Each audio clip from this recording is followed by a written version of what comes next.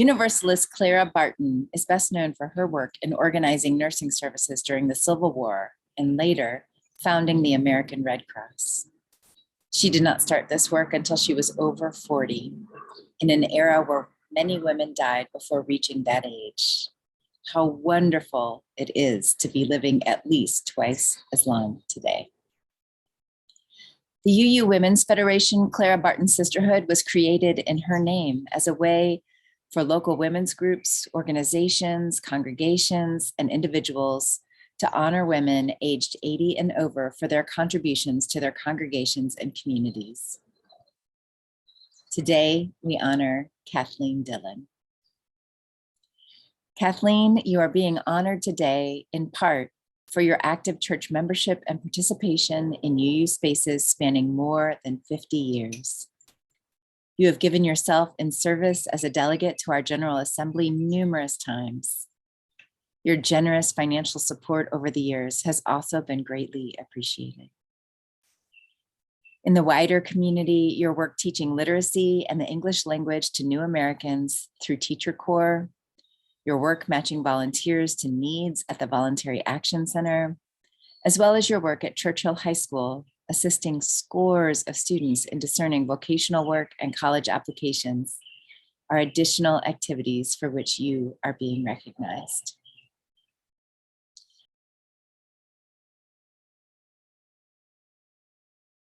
You are being recognized because, as those who know you well have said, you are always able to be counted on and steady and have participated in the whole church. You have been known as the person who connected people when they first joined. Back when UUCE didn't hold worship in the summer months, you led lay circles, which helped us to move into year-round worship services. Noting that you had come to the Unitarian Universalist Church in Eugene after active membership in the Pocatello UU Fellowship and participation in the Church of the Larger Fellowship through the mail, you were received into the fold at UUCE, plunging headlong into the Women's Alliance. The names of these committees have changed through the years, but in addition to the Women's Alliance at UUCE, you have been part of the Ministerial Support Group, Sunday Services Planning, and Building and Grounds, and have served as the church librarian. You have also served on almost every board and committee the church has had through the years, including serving as president of the Board of Trustees. Your work with the Women's Alliance in particular was transformative for and with many other women, especially your work through Women in Religion when holding worship services for and by women when this was uncommon and unexperienced by many. For your active membership in the UU Women's Federation, including your service as a board member, we are grateful as well. For all that you have done, for all that you have given to Unitarian Universalism, for all that you are, we thank you this day with the Clara Barton Award. Congratulations.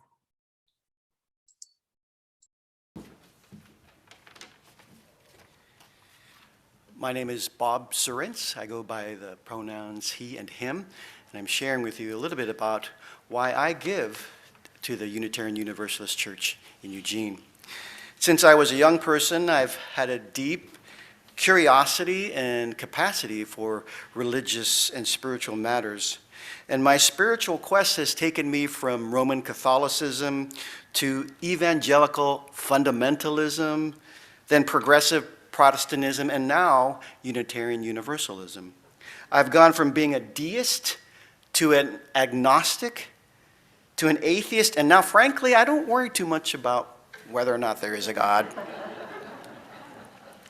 When I was in seminary in my 20s, my fundamentalist evangelical friends warned that I would lose my faith because of the liberal bent of my graduate school, and they were right.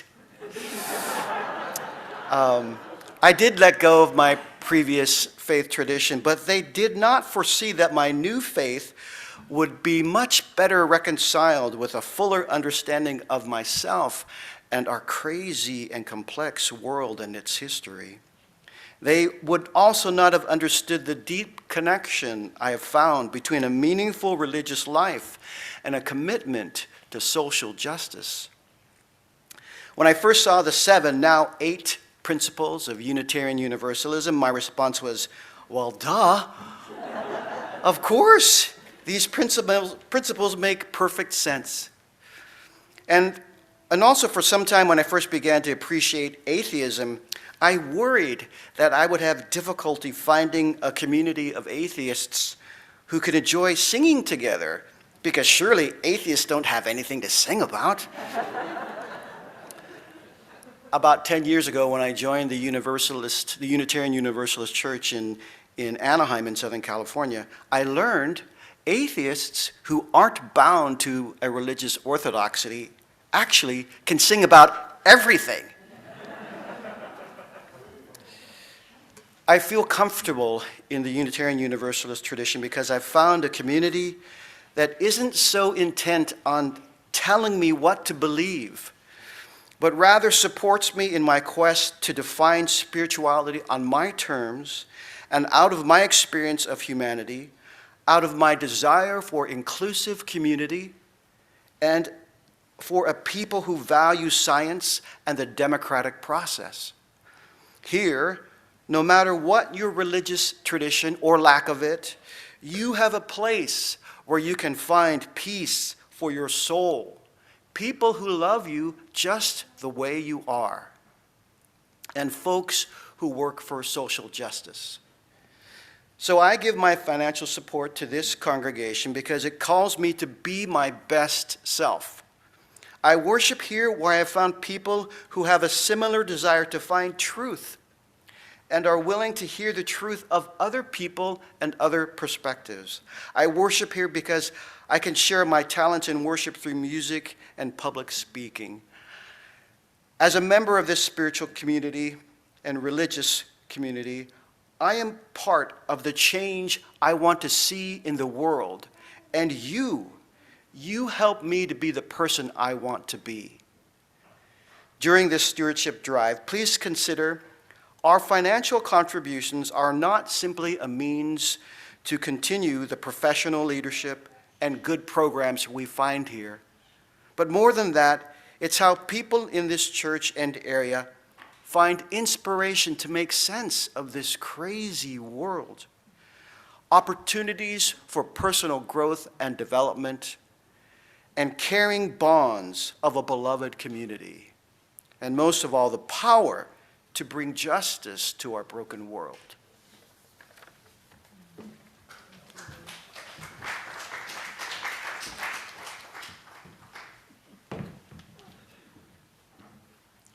I love to hear Bob speak. Well, today I have a wonderful reading from a poem by Kathleen Dillon, Labor of Love. Like children battered too many nights and years, we envision peace as the remission of hostilities, a cancer not cured, simply held temporarily at bay by heroics of technology, power, and chance. In truth, peace is a labor undertaken with great courage, purposefully and collectively, tendered like a flower endangered with strong minds and open hearts. Peace may yet grow lusty, robust, gritty, wild enough to dress the valleys and crags of our lives with pungent beauty.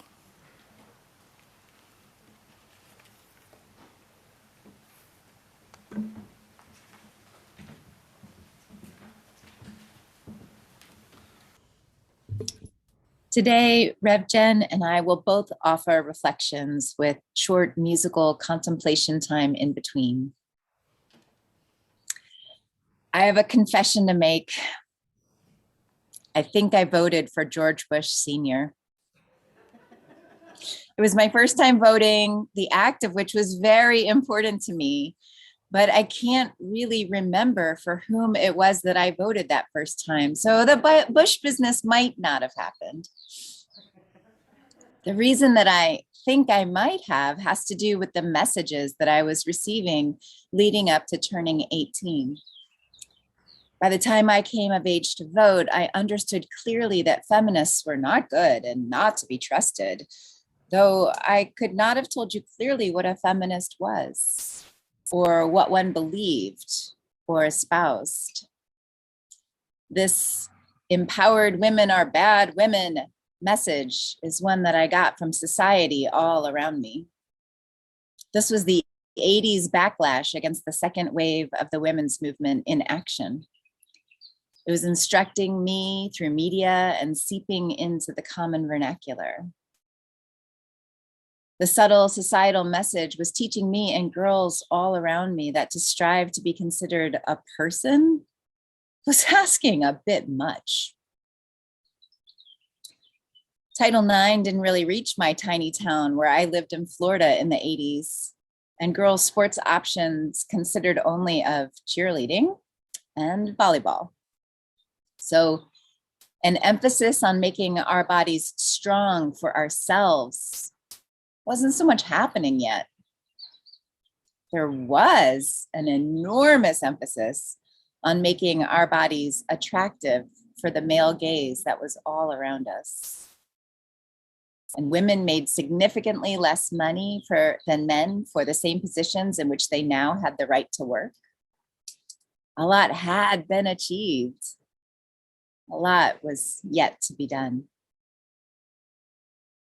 In the service just now, we sang the lyrics, love seeks to set things right. Those who have identified as women during this post-failed ERA era had to embody love, setting things right over and over again. Today, in the month of March, this month designated as Women's History Month, we are proud to have honored one of our own. And it was one of you who answered my start of the church year survey that prompted this idea. You asked me if we could take a look at women's issues, that it had been a while. So glad to have had this chance to celebrate the UU Women's Federation Clara Barton Sisterhood here at UUCE, because so many who identify as women have worked so hard, not just in the second wave of feminism, that wave of people in the 60s and 70s who worked to gain equal access, not just to sports, but to careers and to other rights that younger people today are aghast to learn didn't always exist, such as women not being able to have a credit card in their own name, rather having to have had one in their husband's name and account if she had one at all. Essentially, gaining rights to be autonomous people in the world. I learned in talking with Kathleen, who has been serving this church as many years as I have been alive, that in these last 5 decades, women in UU ministry went from a number closer to 3% to over 50%. I learned how women in this congregation traveled far and wide across the country to gatherings of women teaching other women about our faith, bringing home mimeographed sheets on how to do worship, and somehow getting them copied for others when they got home, when that alone was just a much more challenging task. And then they taught each other what it meant to truly participate in shared ministry, claiming their power, claiming their authority, claiming their rightful place at the table, and doing it over and over again until many of us don't remember what it was like before women had some equality in this faith tradition. The need for feminism and feminists didn't disappear. We've only just now had our first women president in the nationwide Unitarian Universalist Association of Congregations. And this ongoing issue is not unique to UU by any means. was only just in the year 2000 that former President Jimmy Carter wrote his open letter to the Southern Baptist Convention, letting them know that he had to resign his membership due to their recent addition of the request that wives submit to their husbands. He wrote, "The truth is that male religious leaders have had and still have an option to interpret holy teachings either to exalt or to subjugate women. And they have, for their own selfish ends, overwhelmingly chosen the latter. Their continuing choice provides the foundation or justification for much of the pervasive persecution and abuse of women throughout the world. This is in clear violation not just of the Universal Declaration of Human Rights, but also the teachings of Jesus Christ, the Apostle Paul, Moses, and the prophets, Muhammad, and founders of other great religions, all of whom have called for proper and equitable treatment of all the children of God. It is time we have the courage to challenge these views." Today, we honor not just Kathleen, but all of those who have fought, sometimes for decades, for an end to subjugation of other people. Your work is seen. Your work is honored. Your work is felt by those who are coming to sit at the table now. Your work is honored by this feminist and by all of us who are proud to be feminist with choices that you helped create for us. Thank you for your many labors of love.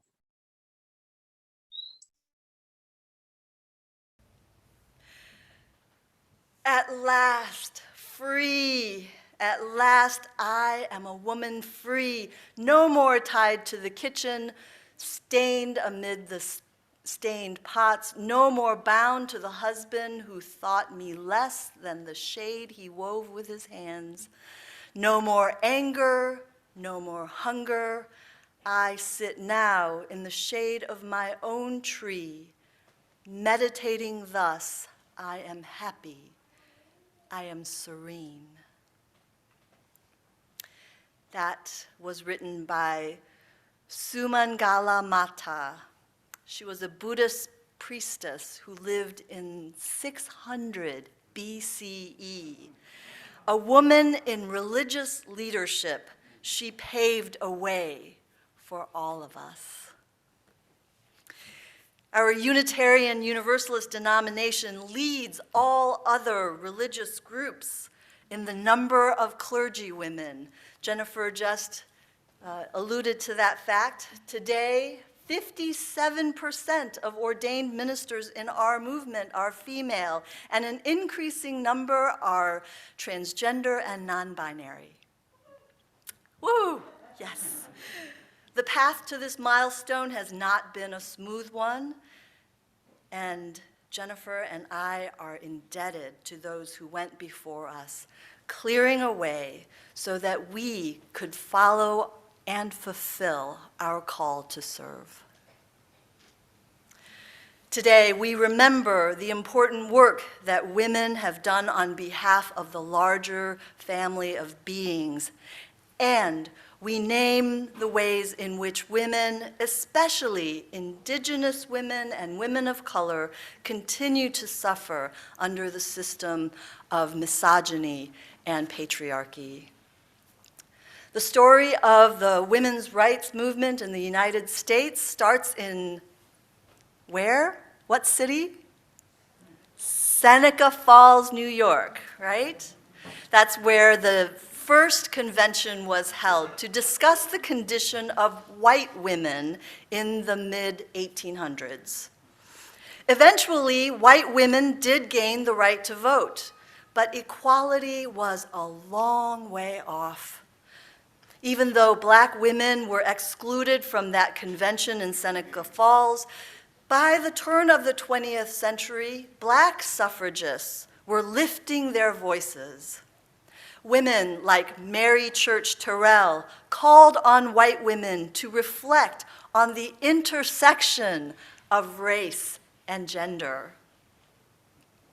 After the passage of the 19th Amendment, the suffragists were just getting started. Led by people like Alice Stokes Paul, they introduced the first Equal Rights Amendment in 1923. For the next 20 years, Alice Paul and her supporters proposed this amendment to Congress every single session of Congress, and every year it was rejected. So in the 40s, some of the language got shifted around, they changed the name of the amendment, and then for the next 30 years, they kept bringing it to Congress every single year.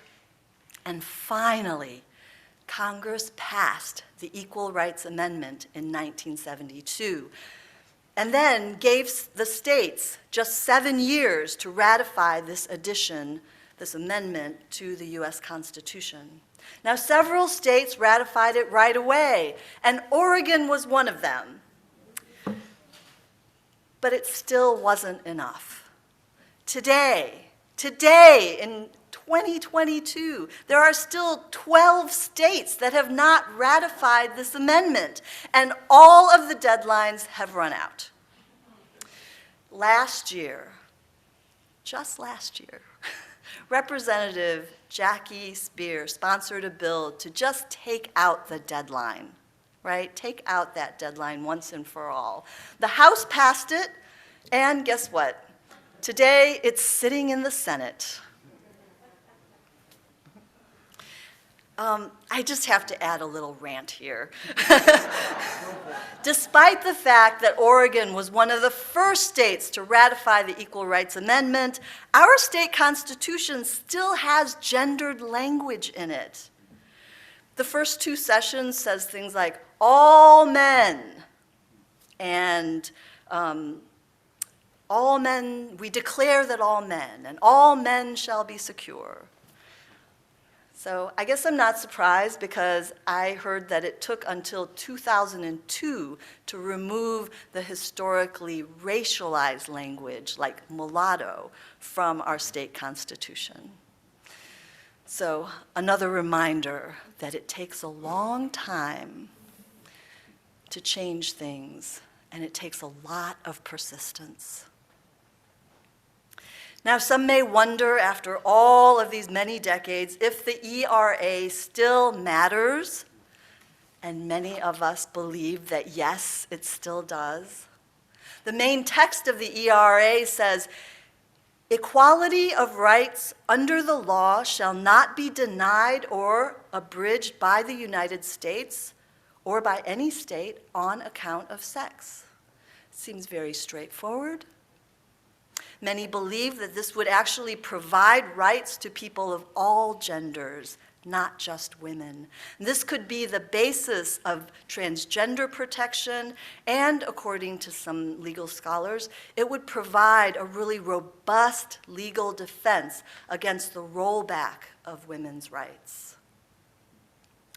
Now, while women seem to be doing much better these days in terms of educational attainment and participating in the workforce, they still lag behind men in top leadership positions.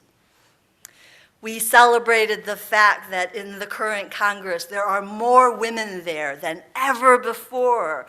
We're so excited. But even with that dramatic increase in the number of women in Congress, they only represent 27% of Congress, whereas women represent 50% of our population. One very troubling area continues to be violence against women. The problem has been especially acute among women of color and Indigenous women, particularly for Indigenous women, because legal restrictions, there have been certain legal restrictions in place. So according to the Justice Department, Native American women are 2 to 3 times more likely than women of any other race to experience violence, stalking, sexual assault. And 96% of them describe their attacker as non-native. But for decades, tribes have not been able to prosecute these non-native perpetrators.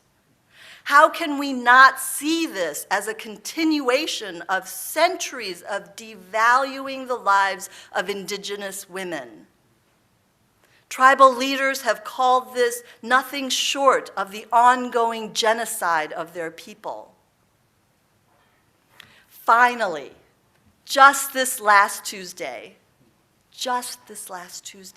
President Biden reauthorized the Violence Against Women Act. It had been stalled by the previous administration. This act finally includes the extension of tribal jurisdiction over non-native perpetrators of certain crimes. It's a big, big deal. Women have come a long way over dusty trails and stony roads, but there are no assurances that these gains will remain. You know, when we watch people like Dr. Karen Berg, Kentucky state senator, educate her male colleagues about basic reproductive science, it's like watching an old black and white newsreel or an episode of The Handmaid's Tale. And so the call for all of us, every single one of us, is to be co-conspirators, allies, partners for the collective liberation of all people and all beings and the earth itself. So whether you are fighting for clean rivers or safe children or racial justice or transgender rights, we are all called to meet at the intersections, to work together, to look out for each other, because this truth still remains, that until we are all free, we are none of us free. Amen.